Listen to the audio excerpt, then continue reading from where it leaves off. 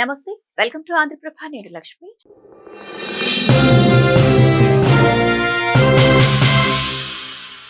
Hydraa commissioner ఏవి రంగనాథ్ రాజకీయాల్లోకి అడుగు పెడుతున్నారా? తెలంగాణ జనసేన ఇన్ఛార్జిగా బాధ్యతలు చేపట్టబోతున్నారా? ప్రస్తుతం రాష్ట్ర రాజకీయాల్లో ఇదే హాట్ టాపిక్ గా మారింది. గత 2 దశాబ్దాలుగా మెగాస్టార్ కుటుంబంతో ఉన్న సన్నిహిత పరిచయం కారణంగా ఈ ప్రచారానికి మరింత బలం చేకూరింది. అయితే ఈ వార్తలపై స్పందించిన ఏవి రంగనాథ్ అసలు నిజమేంటో క్లారిటీ ఇచ్చారు. ఇంతకీ ఆయన ఏమన్నారు? ఈ ప్రచారం వెనుక ఉన్న నిజాలేంటో ఇప్పుడు చూద్దాం.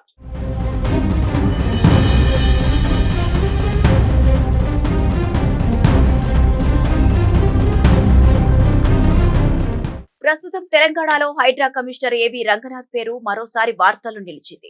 ఇప్పటికే ఆయన పనితీరుపై రచ్చ జరుగుతుండగా ఇప్పుడు రాజకీయాల్లోకి వస్తున్నారనే ప్రచారం సోషల్ మీడియాలో జోరుగా సాగుతోంది. ఉద్యోగానికి రాజీనామా చేసిన తర్వాత రాజకీయాల్లో అడుగు పెడతారనే టాక్ వినిపిస్తోంది. అంతేకాదు జనసేన అధినేత పవన్ కళ్యాణ్ ఆయనకు మంచి అనుబంధం ఉందని, గతంలో కోడి చెరువు వ్యవహారంలో కూడా పవన్ కు అనుకూలంగా వ్యవహరించారంటూ ప్రచారం జరిగింది. ఈ పరిణామాలన్నిటి మధ్య ఏవి రంగనాథ్ రాజకీయ అరంగేట్రంపై ఊహాగానాలు మరింత వేగం పుంజుకున్నాయి. అయితే తన రాజకీయ ప్రవేశంపై వస్తున్న ప్రచారానికి ఏవి రంగనాథ్ స్వయంగా స్పందించారు. ఇటీవల ఓ యూట్యూబ్ ఛానల్ కు ఇచ్చిన ఇంటర్వ్యూలో ఈ అంశంపై క్లారిటీ ఇచ్చారు. పవన్ కళ్యాణ్ కు సంబంధించిన కోడి చెరువు వ్యవహారం తరువాత సోషల్ మీడియాలో రకరకాల ప్రచారాలు మొదలయ్యాయని చెప్పారు.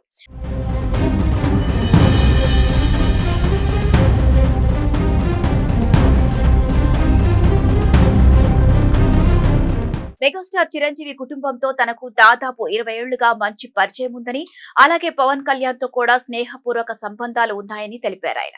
ఆ పరిచయాల కారణంగానే తాను జనసేన తరపున ఎమ్మెల్యేగా, ఎంపీగా పోటీ చేస్తానంటూ ప్రచారం జరిగిందన్నారు. ఇప్పుడు జనసేన ఏపీలో బలంగా ఉండటంతో తాను తెలంగాణ జనసేన బాధ్యతలు చేపట్టబోతున్నానంటూ కూడా వార్తలు వస్తున్నాయని తెలిపారు. తన రాజకీయ ప్రవేశంపై జరుగుతున్న ప్రచారం అంతా సోషల్ మీడియా సృష్టించిందేనని ఏవి రంగనాథ్ స్పష్టం చేశారు. ఇలాంటి ఊహాగానాలు ఆపి తనను ప్రశాంతంగా ఉద్యోగం చేసుకునేలా వదలాలని కోరారు. సోషల్ మీడియాలో ఎవరికి తోచినట్టు వారు తనకు పార్టీలు కట్టబెట్టి ఏకంగా పదవులు, సీట్లు కూడా ఖరారు చేస్తున్నారని అన్నారు. కానీ తనకు ప్రస్తుతం తన ఉద్యోగ బాధ్యతలే ముఖ్యమని, రాజకీయాల్లోకి రావాలనే ఆలోచన అస్సలు లేదని ఫుల్ క్లారిటీ ఇచ్చారు.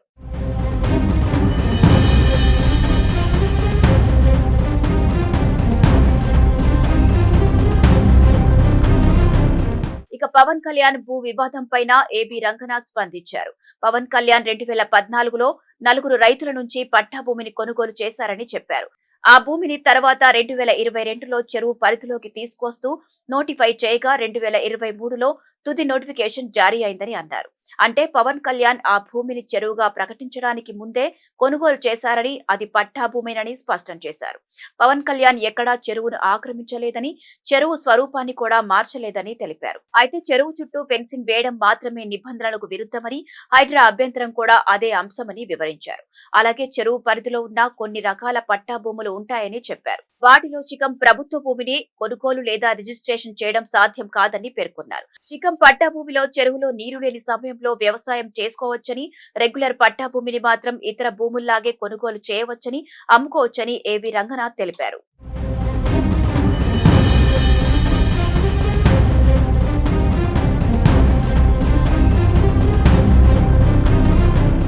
ఇదిలా ఉంచితే హైడ్రా కమిషనర్ ఏవి రంగనాథ్ పై నమోదైన కోర్టు ధిక్కరణ పిటిషన్ల విచారణలో తెలంగాణ హైకోర్టు తీవ్ర అసంతృప్తి వ్యక్తం చేసిన సంగతి తెలిసిందే.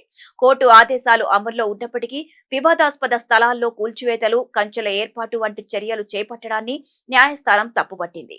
అలాగే కోర్టుకు క్షమాపణలు చెప్పకపోవడం, ఆదేశాలను పదే పదే ఉల్లంఘించారనే అంశంపై కూడా ధర్మాసనం ఆగ్రహం వ్యక్తం చేసింది. ఈ నేపథ్యంలో ఏవి రంగనాథ్ ను హైడ్రా కమిషనర్ పదవి నుంచి తప్పించి ఆయన స్థానంలో మరో అధికారిని నియమించాలని రాష్ట్ర ప్రభుత్వ ప్రధాన కార్యదర్శికి ఆదేశాలు జారీ చేసింది. అయితే ఈ నిర్ణయాన్ని సవాల్ చేస్తూ న్యాయ పోరాటం చేయాలని రాష్ట్ర ప్రభుత్వం నిర్ణయించింది. మొత్తానికి ఏవి రంగనాథ్ పొలిటికల్ ఎంట్రీపై వస్తున్న ప్రచారానికి ఆయనే స్వయంగా చెక్ పెట్టారు. ప్రస్తుతం తన పూర్తి దృష్టి ఉద్యోగ బాధ్యతలపైనే ఉందని, రాజకీయాల్లోకి వచ్చే ఆలోచనే లేదని స్పష్టం చేశారు. మరోవైపు పవన్ కళ్యాణ్ భూమి వ్యవహారంపై కూడా తన వాదనను వివరించారు. ఇదే సమయంలో హైకోర్టు ఆదేశాలు, వాటిపై రాష్ట్ర ప్రభుత్వం చేపట్టనున్న న్యాయ పోరాటం కూడా హైడ్రా చుట్టూ రచ్చను మరింత వేడెక్కించాయి. మరి రాబోయే రోజుల్లో ఈ వ్యవహారం ఎలాంటి మలుపు తీసుకుంటుందో చూద్దాం మరి.